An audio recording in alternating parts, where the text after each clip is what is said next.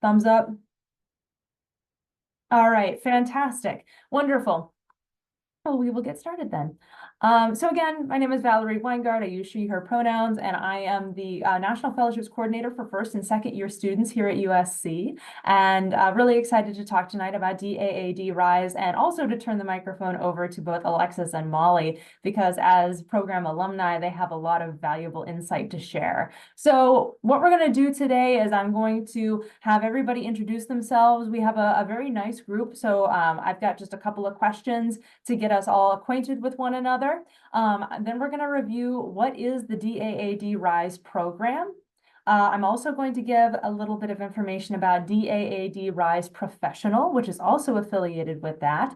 And then we're going to talk about how to apply for this opportunity and what are the components of the application. So make sure, okay. So what are the components of the application? So then after that, I have a getting started worksheet that is actually in the chat. You should be able to see it in the chat. That's something that you can download. We're going to actually have some time to get started and to just be getting some ideas for some things that you might want to be writing about in your DAAD Rise application. So that's a really great way to get started. And then finally, I'll have some next steps and some different things that can be taking you to hitting submit and getting started, and from getting started to all the way to the end of your fellowship application process. So lots of work that we're going to do tonight, lots of things to cover. And of course, if you have any questions along the way, please let me know. The other thing is that this is currently being recorded, so you can watch it again. I will share the slides with you as well. So that was all going to be good to go. And then the other thing is, though, when we have like some questions at the end, I will stop the recording so that you can just ask any questions that you might have at the end as well. All right. So without further ado, we will move on to some introductions here. So if you wouldn't mind, we can go around and share a little bit about ourselves. So if you wouldn't mind telling me your name, your major, and your year at USC, and then what are your research interests? The DAAD Rise program is very much for research. So what are you interested in researching? Is there anybody who'd like to kick this off?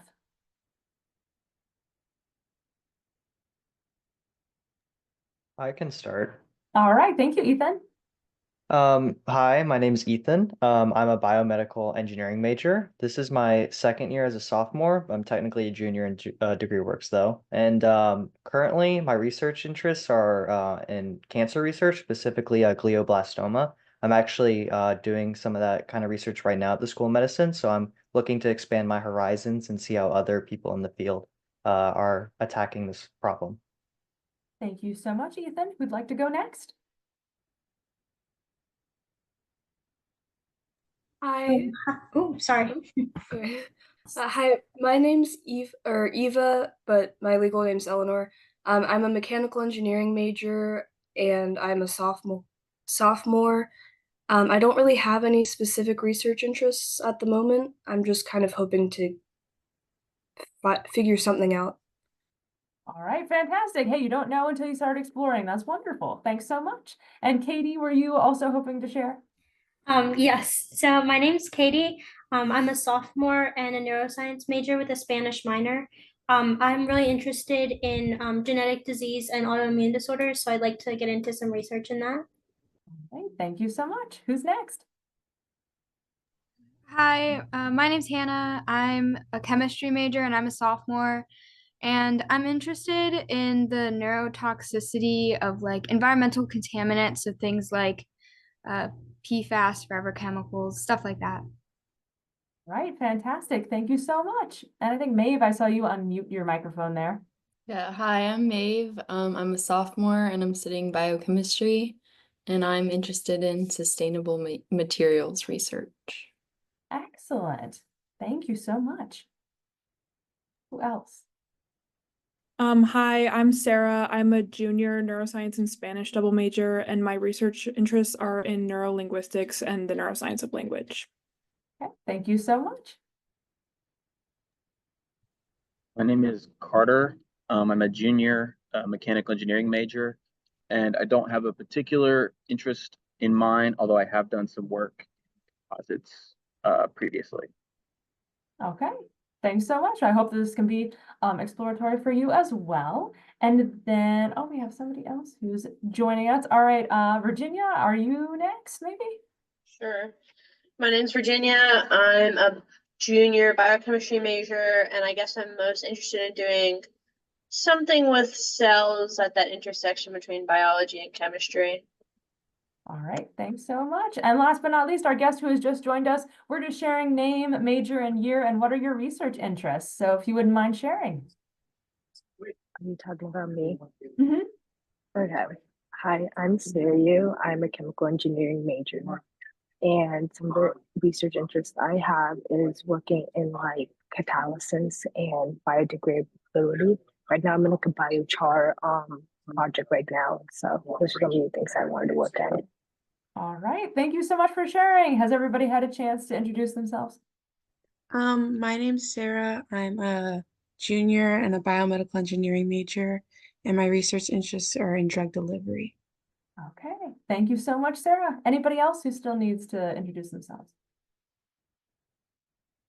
I think we're good to go. All right, well, fantastic to have so many of you with us, and also to have such a wide variety of majors and interests in research. I feel like by being a National Fellowships Advisor, I've been able to get a minor in STEM, just because I've been able to learn so much from all of you through these different advising appointments and things like this. So thank you so much for sharing, and let's dive right in and meet our special guests. So we have Molly and Alexis. If you wouldn't mind sharing a little bit about yourself and also a little bit about your experience with the DAAD RISE program and what you were researching.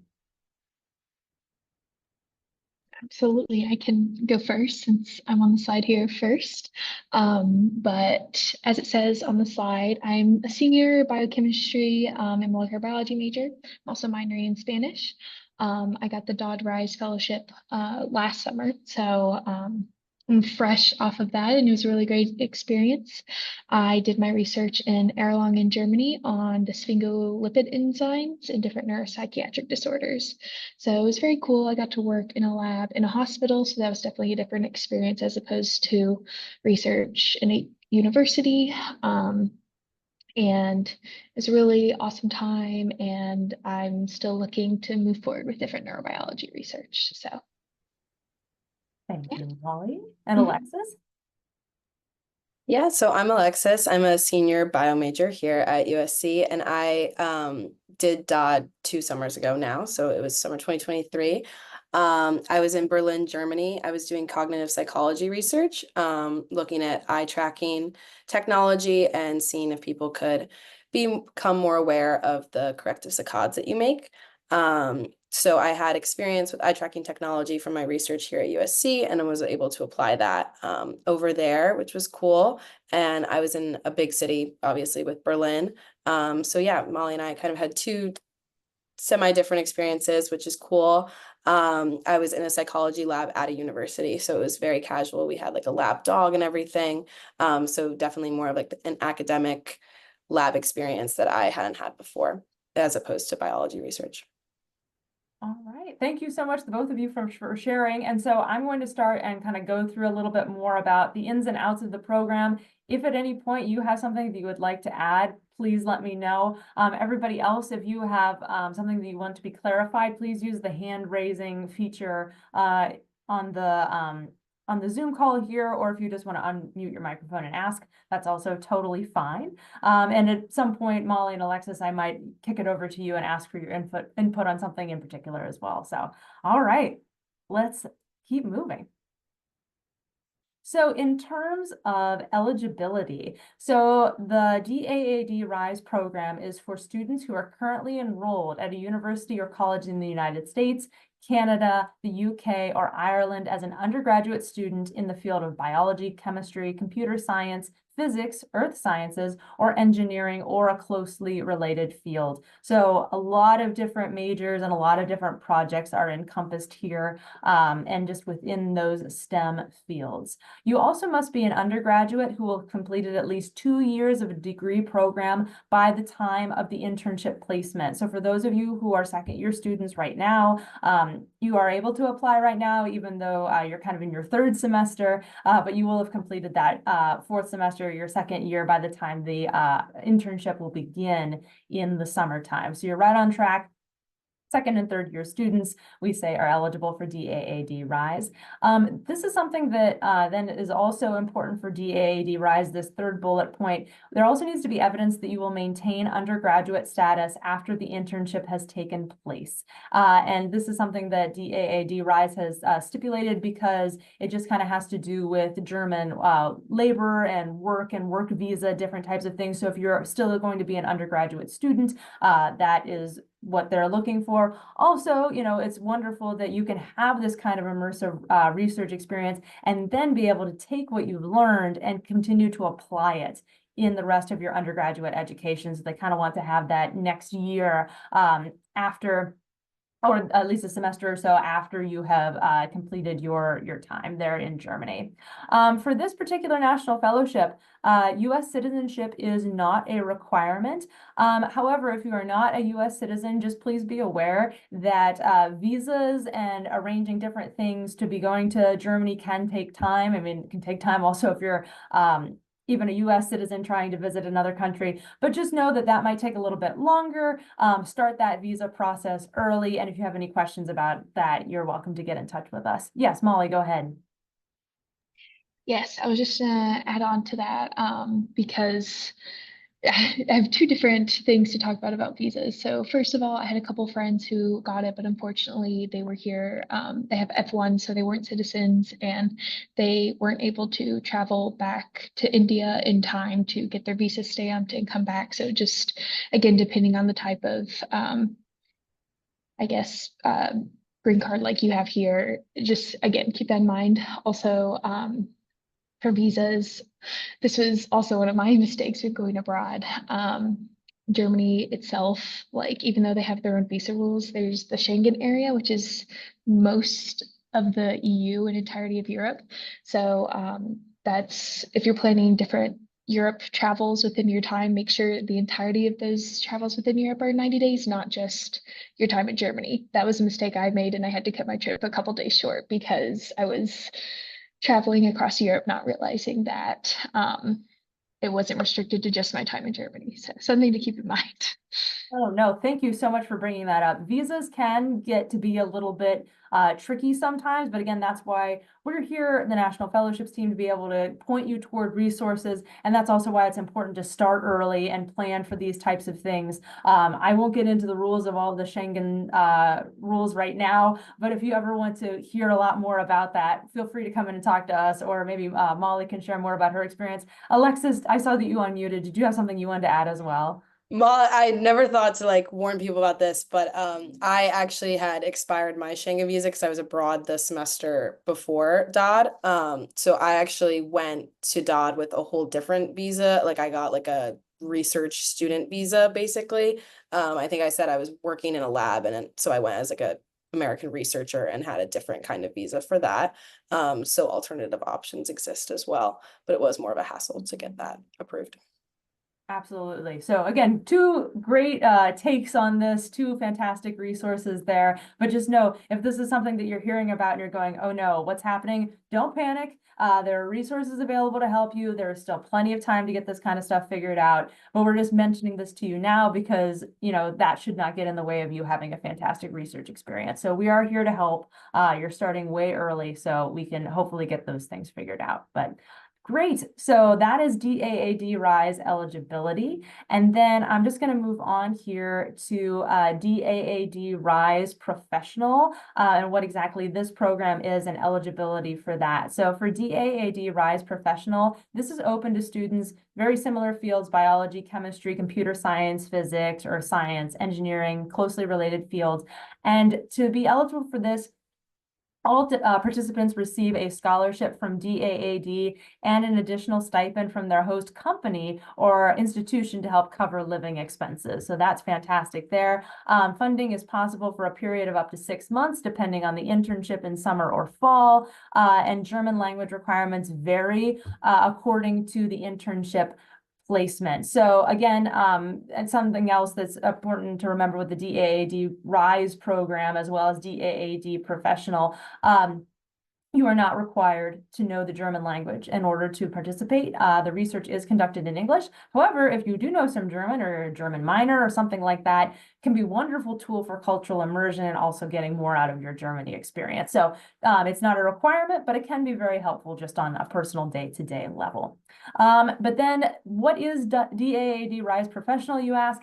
It is for undergraduates who are alumni of the RISE Germany program, and also recent graduates, depending on the internship available, are also eligible to apply. So if you have done DAAD RISE, Molly and Alexis, you could apply for DAAD RISE Professional, and also depending on the internship, perhaps for someone who has recently graduated as well. So this is just something to keep in the back of your mind.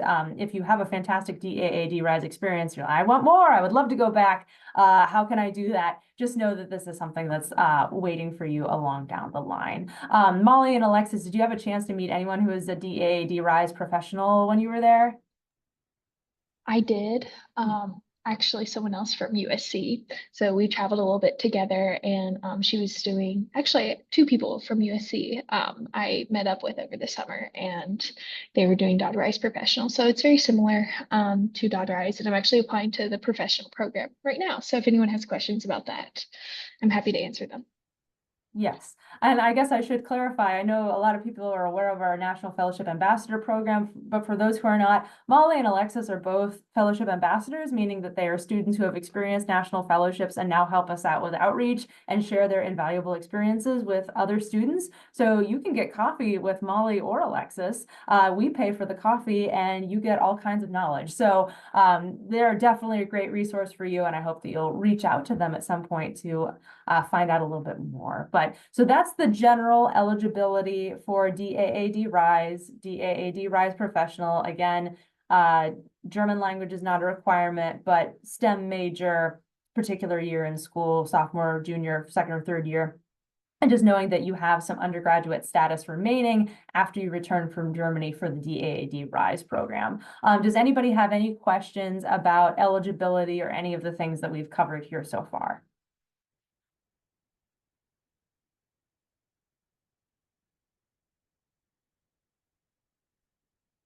All right, fantastic. Well, again, we're going to have some time at the end if anybody wants to ask things as well, but we will move swiftly on to, all right, so if you're eligible for DAAD RISE and you're interested, what exactly is this experience and what all will the fellowship entail? So it includes a monthly scholarship of 934 euros, which is approximately $1,000 for a full month.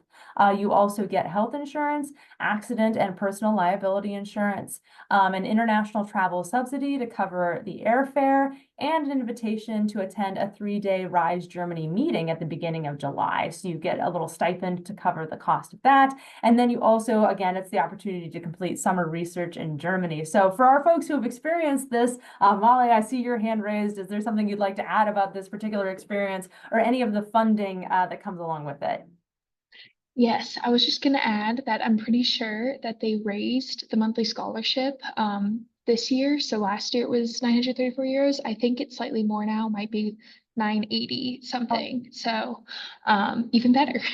Fantastic. Yes, adjusting for cost of living expenses and such there. Hey, always great to hear that there's more funding instead of it going down. So fantastic. How did you find that this stipend, how far did this go in Germany? Were you able to, be able to rent a place and get food and things like that? Like, how was that experience?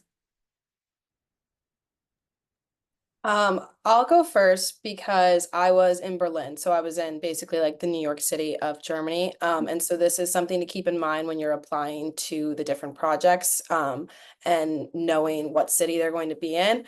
An apartment in Berlin, it's going to take up your entire stipend pretty much. I don't know anyone that was really able to find anything better unless they were offered student housing. But unfortunately, the university I was with was not did not have that available.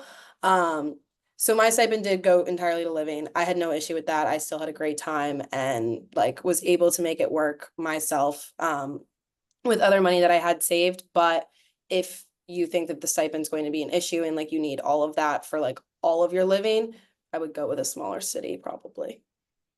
Fantastic. Great insight there. Thank you. Amali, do you have something to add?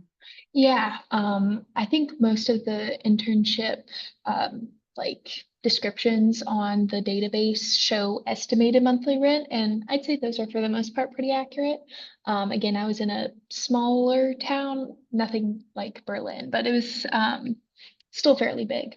And my rent was 450 euros a month, so I still had a good amount left over. But again, I was traveling and doing stuff every weekend, so I was at a little bit of a net negative for the summer, but it also depends on how much you want to do. If you're just living and existing there, I think that you can in a smaller town make a profit even. So.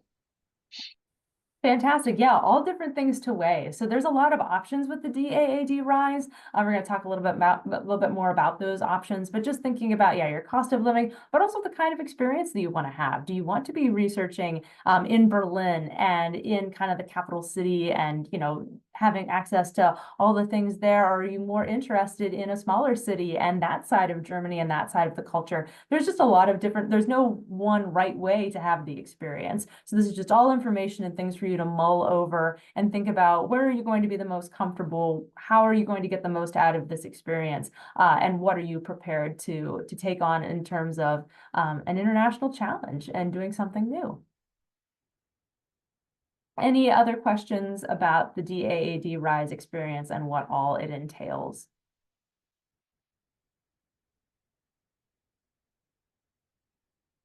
All right, the last question that I have for Molly and Alexis is about how many hours a week would you say that you were spending doing your research? I can go first. So can't speak for Alexis, but I'd say for the most part, it's very, very flexible hours wise.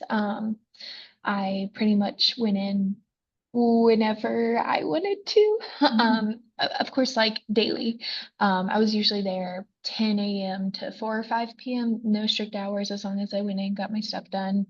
I know that particularly if you're interested in a computer science internship, I talked to some people and they probably were only required to actually go in person 2-3 days a week just because they did have such a large portion that they could do from home. If you're doing a wet lab, you're going to be required to spend more time in person. That's just the nature of the research. But hours were very flexible. I took days off to, you know, have a long weekend. My mom visited me in Germany, so we were able to travel and I took days off. So I think it very much so depends on your provider and the type of research that you're doing. But for the most part, everyone's going to be flexible. Okay, thank you. I would definitely agree with everything Molly said. I do think that DAAD does kind of let you like build your own experience a little bit just because like the nature of the program and everything. So I do know a lot of people that like did go to their lab like 8 to 5 every single day. But for me, super flexible, the kind of research I was doing, it was like a participant study. So in the middle of the summer, I really had to only go in once I had a participant sign up. So I was able to take a lot of like 5-day weekends and travel, which is kind of what I was looking for out of the experience anyway. But if I had wanted to, like they always said, the lab was open and I could go and do additional projects, like if that's what I was looking for out of the experience as well. So it's very flexible. Great, fantastic. Thank you both. So let's talk about, all right, so you're enticed by this experience. It sounds great. You can have a lot of choice in the types of things that you're doing, how you approach your schedule, where you're going to, perhaps where you're going to live, all of that. So how do you get started with applying? So you're going to start out by getting registered in the online database. So you're going to go to the DAAD RISE website and you can make an account. And once you make your account to apply, you will get to see the online database of all of the different internships that are going to be offered in that particular summer. So then you can search for your internships of interest. You can enter all kinds of search parameters into that database. The list is long. I think sometimes upwards of 500 or so different opportunities, lots of things there. And so there's a lot of different things to sift through. So you can start looking through all of those different opportunities and searching for those internships of interest. And then when you find some that you're interested in, you'll write a motivation letter for up to 3 projects. So from that vast list, you can choose up to 3 that you want to apply for. You can apply to 1, just 2, but if you want to go for all 3, you certainly can. And that motivation letter is, showing the person who's going to be running that particular research project why you are such a great fit for that particular project, how it really aligns with your research and academic interests and goals, and also how it's going to help you to further your career by having that experience. We're going to take a look at a motivation letter a little bit later in this presentation. You're going to have to do your curriculum vitae or resume. So these are all the different things that you have done throughout your time at USC, research, leadership positions, involvement, things of that nature. And then you'll also have to include a list of courses that you will have completed by the time the internship begins. So knowing what classes you're going to be taking in the spring is definitely helpful by the time you're ready to hit submit there. So you'll list off all the courses that you will have taken by the time it begins, and that will be supplementing the official transcript. So an up-to-date official transcript. And I want to underscore official transcript because that is something that takes a little bit of time to get. So you do need to request that through the registrar's office. They can send you an electronic copy, but that does take a couple of days. So if you have any questions about that, we are more than happy to help in the fellowships team, and we can help you to maneuver that. But that is something to be aware of, and I believe you do have to pay a small fee in order to get that. So just be aware that that's something that's part of this and plan ahead for that.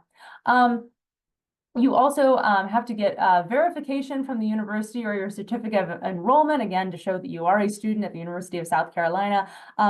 This year, DAAD Rise is accepting the official downloading, the official document from DAAD Rise that you can download and have the registrar sign. But then there are also certificates of enrollment that USC has, and we've learned that DAAD Rise is accepting those particular documents from the individual universities now. So a couple different paths to getting that, but we can walk you through all that, answer any questions that you have. The registrar's office knows that this is something that happens and can help you with all of that. So we're ready to go with that, but just know that you will have to do that as well.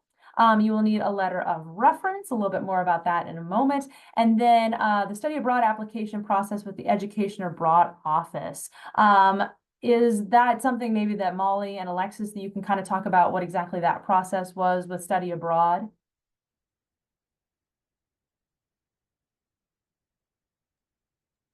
Molly could maybe speak to it better. I was already abroad when I had to do this process, so I think it was pretty easy. I think it's just like an online form, or maybe they only did it for me very simply because I was already abroad. I don't know. So I'll let Molly speak to that.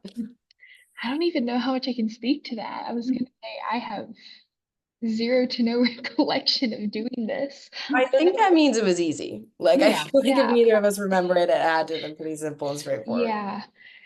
Yeah, because I guess it's not usually study abroad in the sense that you're getting credit for like university credit. It's a little bit different. So yeah, I don't even remember doing the form, but yeah, I guess that makes it easy. Okay, well, fantastic. Good to know that that's not something that's too strenuous. And again, this is something that we can help you navigate.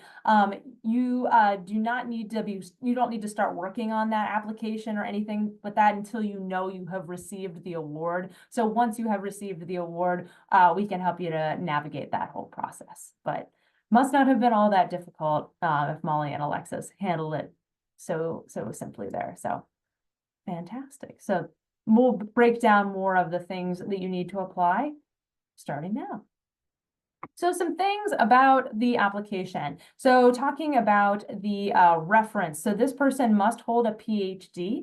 This is something that DAAD Rise has stressed. So they must hold a PhD, and it should be faculty who can judge how well you'd perform in an international research internship setting. So thinking about somebody in your academic life that you know who could speak to those qualities, the letter must be submitted in the online portal. And these are the different guidelines for the letter and the things that DAAD Rise is looking for. So they're going to ask, since when and in what capacity has the recommender known you?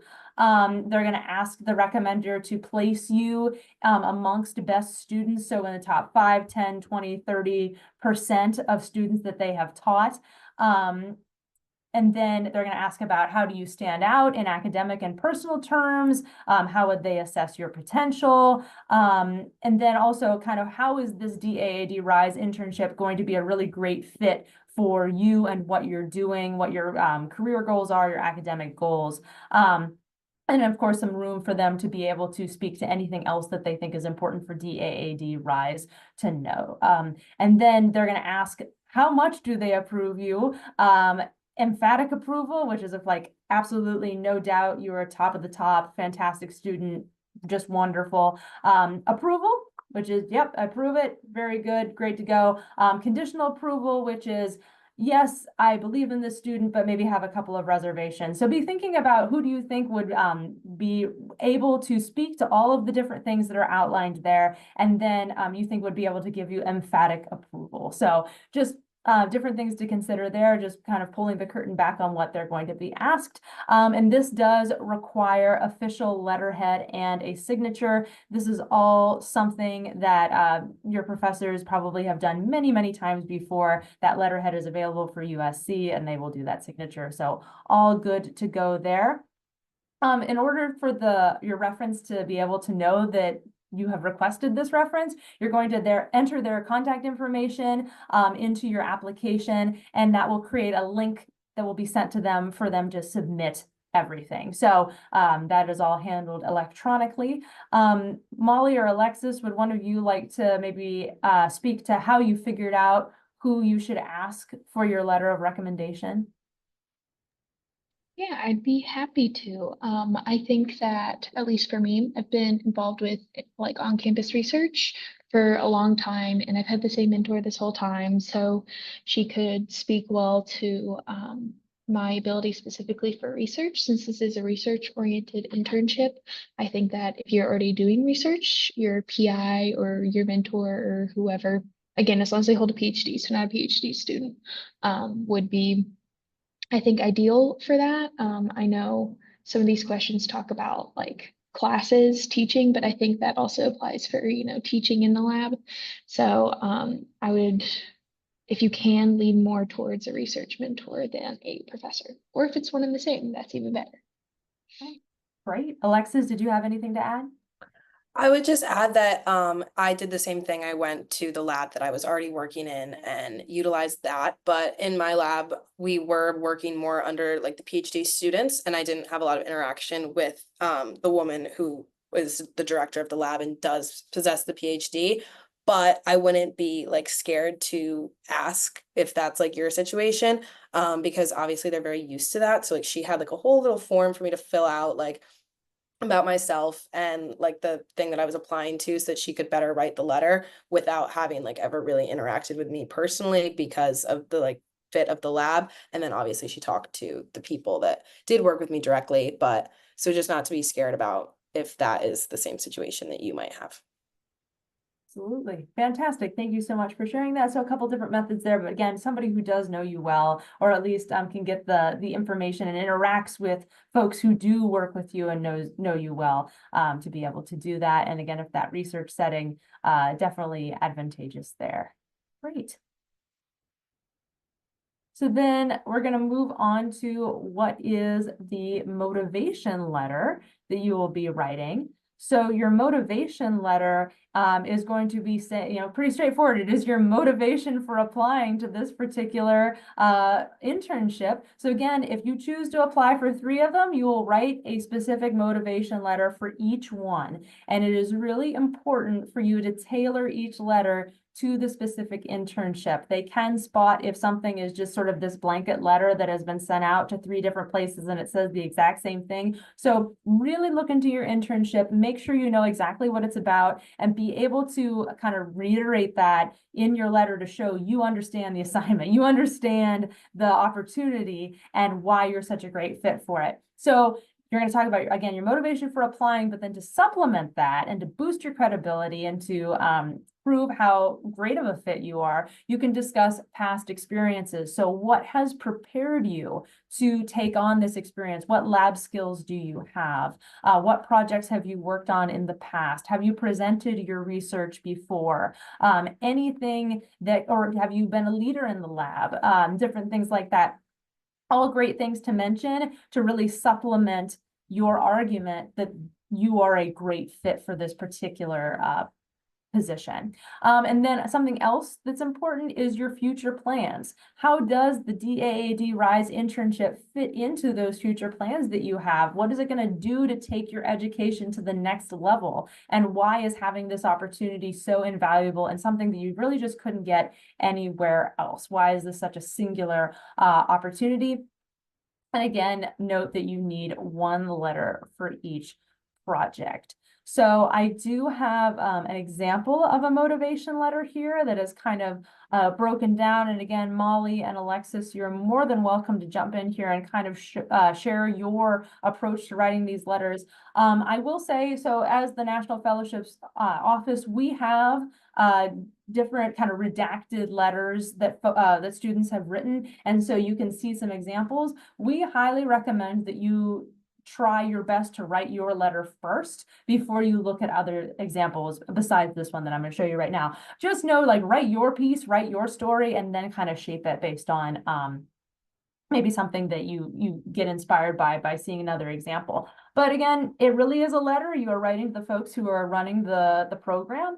And then we kind of have it broken down here to sort of see the overall structure. So kind of the opening is that motivation for applying. Why is it something that you are really wanting to do? So here this student mentions their different skills that they have and what they can contribute to the project, why they're excited about it. And also the student mentioned that they know German. So definitely use that information up front if that's a skill that you have.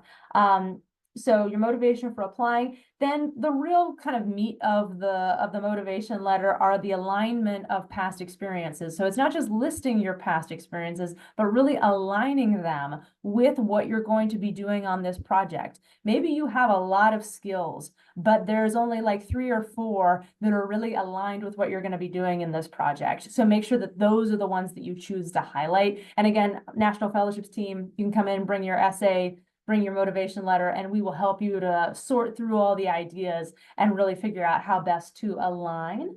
And then the letter kind of comes to a close with the future plan. So it's sort of like, you know, kind of ending on a future note. This is what this is going to allow me to do. This is my long-term plans and why having this experience is going to propel you into those long-term plans. So this is the general outline and structure of it. Alexis and Molly, do you have any memories of your own motivation letter writing and how it evolved from your first draft to your final draft?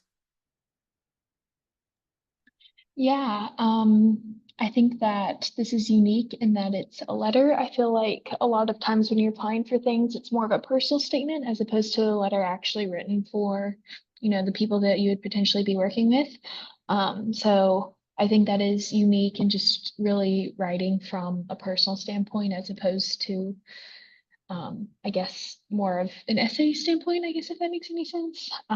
But my approach to this was, you know, talk about my experiences, what makes me a fit for that lab. And then I use kind of the same template for each one while tailoring specific details to the specific internships I was applying for. But yeah, the fellowships team is a great resource to help you further better your essay. So I definitely say take advantage of the essay review sessions.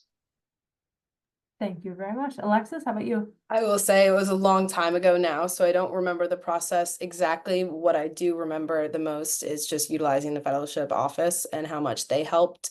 And that, yeah, I think the biggest thing is like writing the first one. And then once you have that, molding it to the other two is pretty simple. I was fortunate to have already written a cover letter. So if anyone has written a cover letter before, I definitely utilized like parts of that and the structure to get myself started, which is always helpful. But yeah, that's pretty much all I have to say about that. Fantastic. Yeah, and it's like your whole fellowship application is a rhetorical device. It is making an argument. So thinking about how are you pulling together everything in your application to make this argument, you are the best fit for this particular opportunity. So just kind of have that mindset going in about what's going to make the strongest argument for you.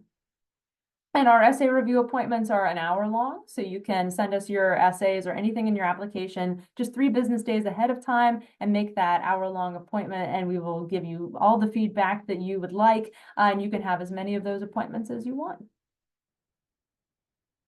This is just an example of sort of a curriculum vitae or resume. So what all should this entail? It's definitely going to have your education, work or volunteer experiences, interests or previous experience in the field, your involvement in cultural or social commitments, other things, leadership, definitely great to include there. And the Career Center has excellent resources for creating this CV or resume.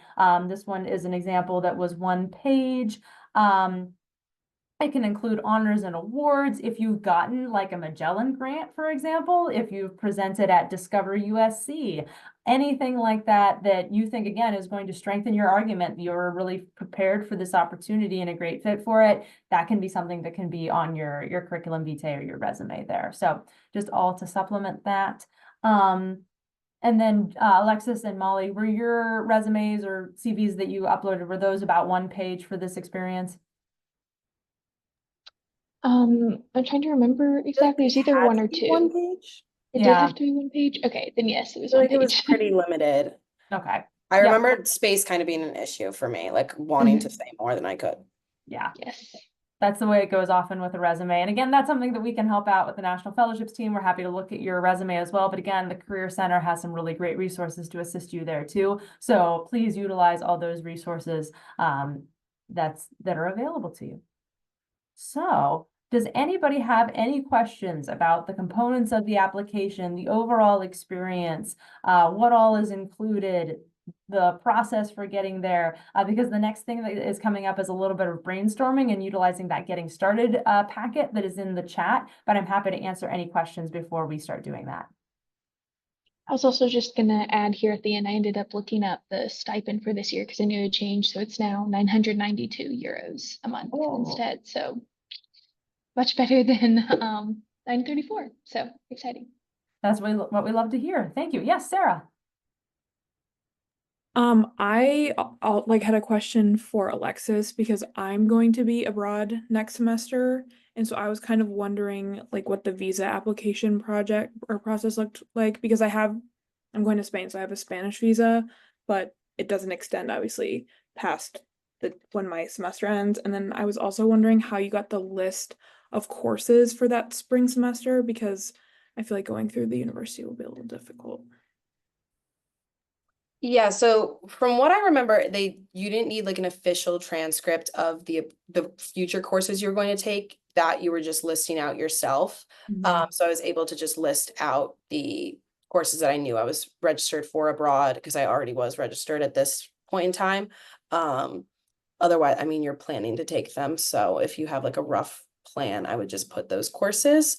And then for the visa, so if you have like a Spanish visa, is it like, are you using the Schengen or are you using something else? I'm using like a student visa, so not the Okay. Schengen, but So then I feel like you could then traveling. use the Schengen for the summer, which would kind of solve that issue. Well, like I'll be traveling throughout Europe when I'm abroad, so it's like every 90 days. So like 90 days won't, or 180 days, I think, and 180 won't have it like expired by the time Yeah. So if you want, like, I will, like, you can put like your number in the chat and I'll text you when I can find whatever visa I had. I would have to like go search in my email for it. But when I find out like the name of the visa that I used that was different from the Schengen, I can definitely text it to you.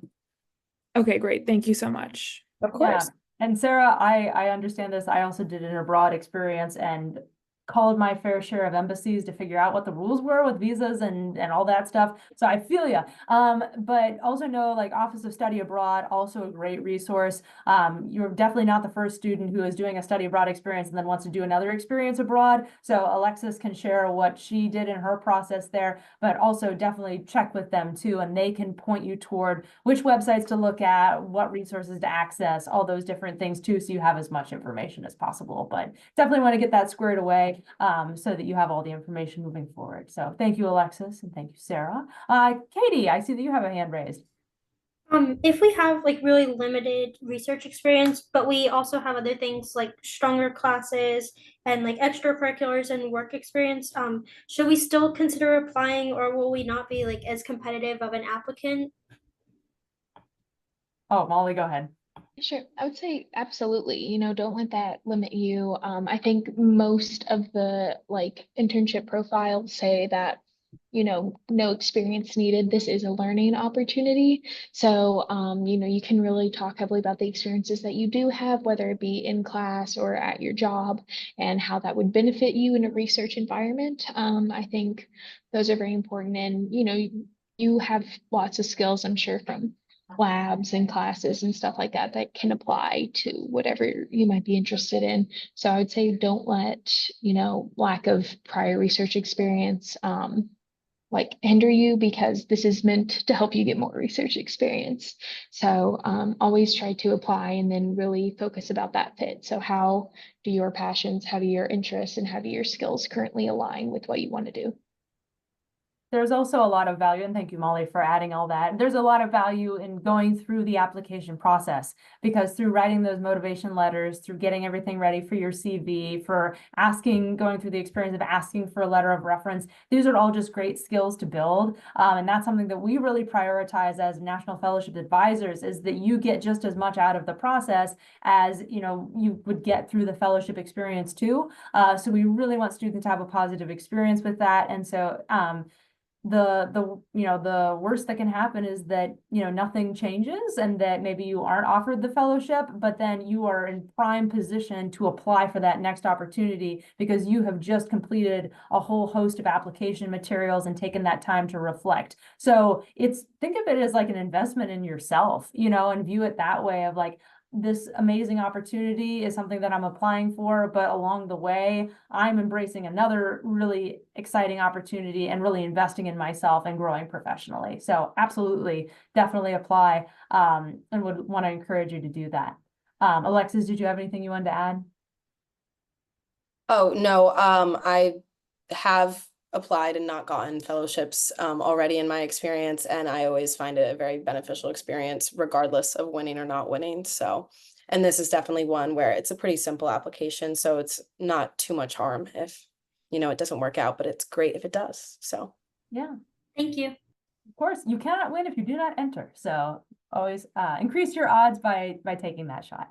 Great questions. We'll have a little bit more time for questions at the end, and I want to make sure that we're able to get to the end of things here. So you can take a look at the Getting Started document. It's in the meeting chat, so you should all be able to access that from the meeting chat and download it. This is our gift to you, your little take-home goodie here that you can use to help get you started with thinking about your particular experiences and how that all might align with the DAAD RISE. So this is something that we put together that you can start working on. Oh, can we resend the packet? Sure. Let's see. Oops, no, I didn't want to raise my hand. No. Go to the chat.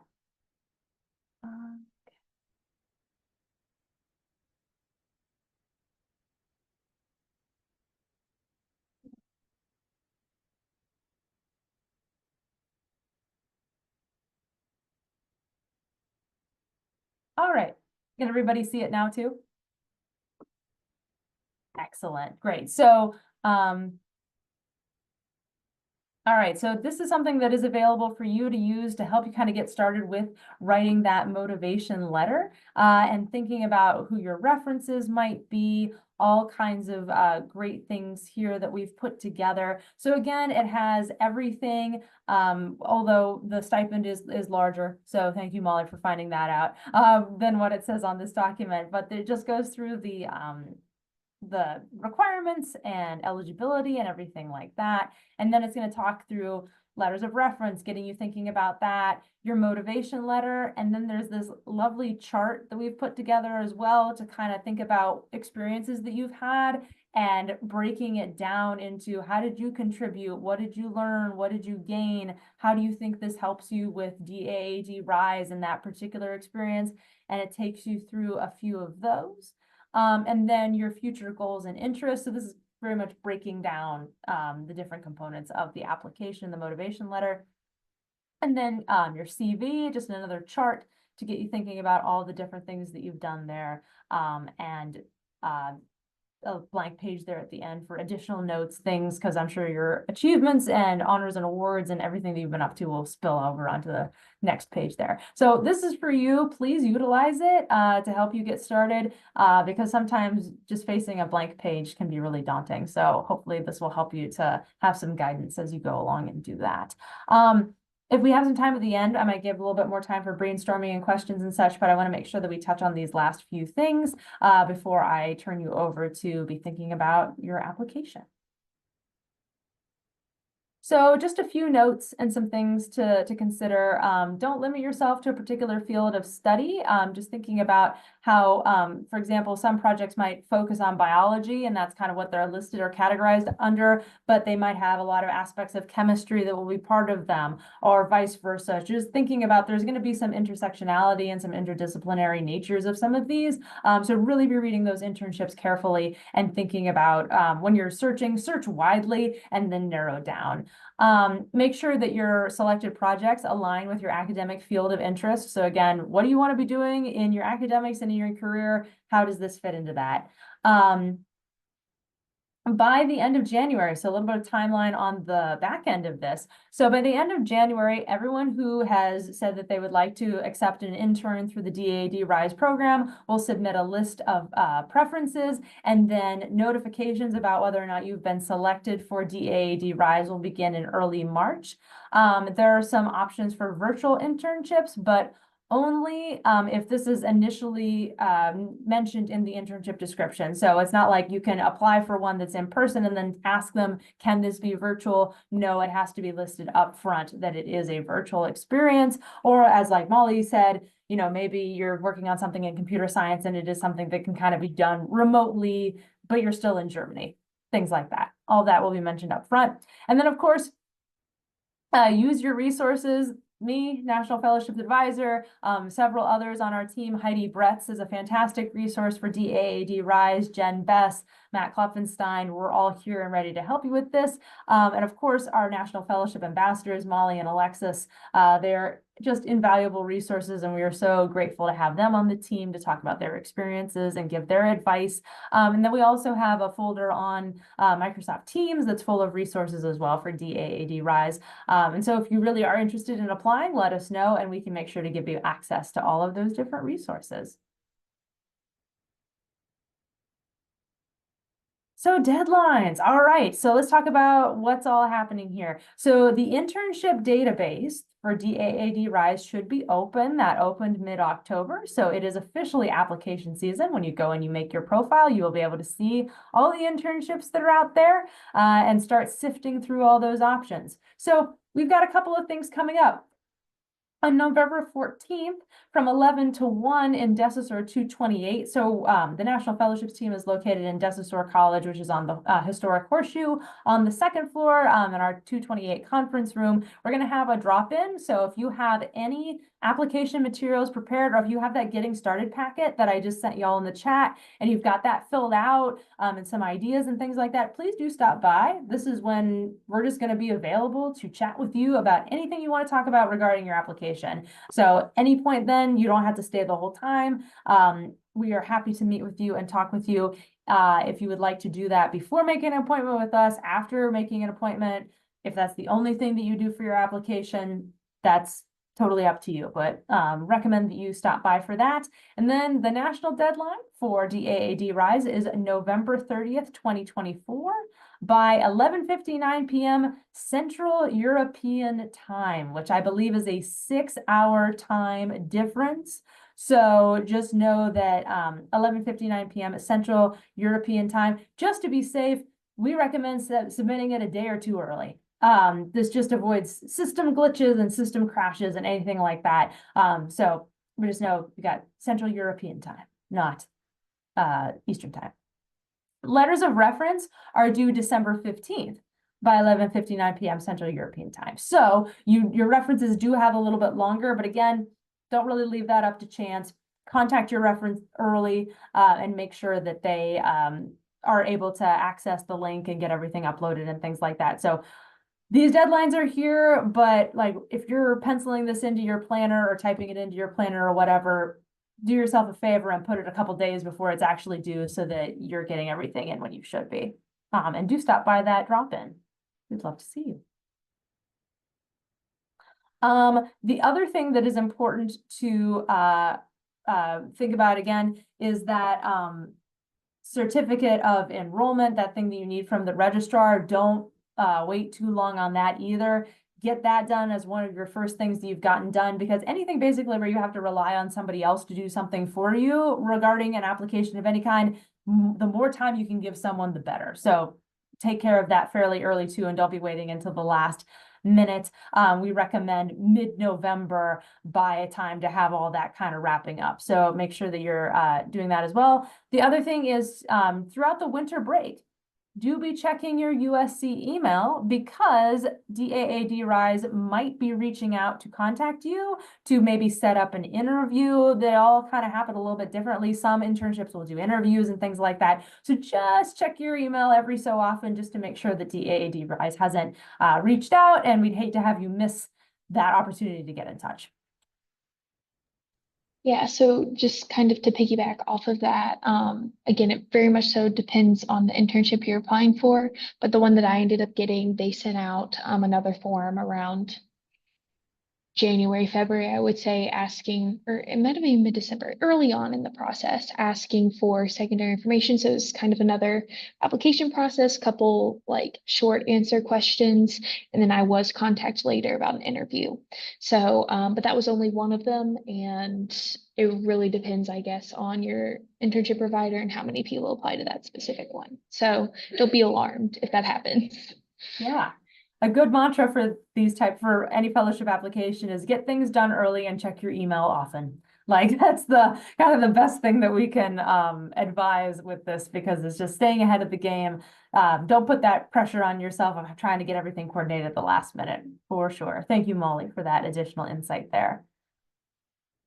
All right, so if you're interested, what are some things that you can be doing to take those next steps? So I've got some QR codes up here, and the first one is going to take you to our Getting Started page for National Fellowships and also our candidate profile. This is just a way that we know about folks who have interacted with us and are potentially interested in applying for something. So if you create a candidate profile, you are by no means obligated to apply for anything, but we just know that you exist and that you want to know more about DAAD Rise.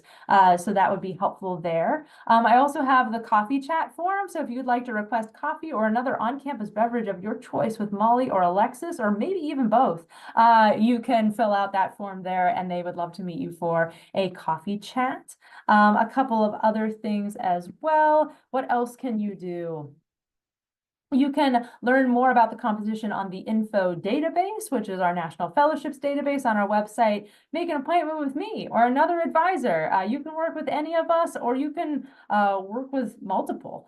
We don't, doesn't bother us if like you have your first appointment with me and then you go and talk to Heidi. Like that's great. We're a very collaborative and very supportive group of one another. Again, create or update your candidate profile so that we know you exist and are interested. And then, of course, get coffee with a fellowship ambassador. Great. Utilize all those resources there. And be checking your email, because I will be sending along a link to help you access these slides and also a recording of this session. So that is all that I have in terms of content, and now happy to stick around and answer questions. Let me see here. I'm going to stop sharing my screen. And then I'm going to stop the recording.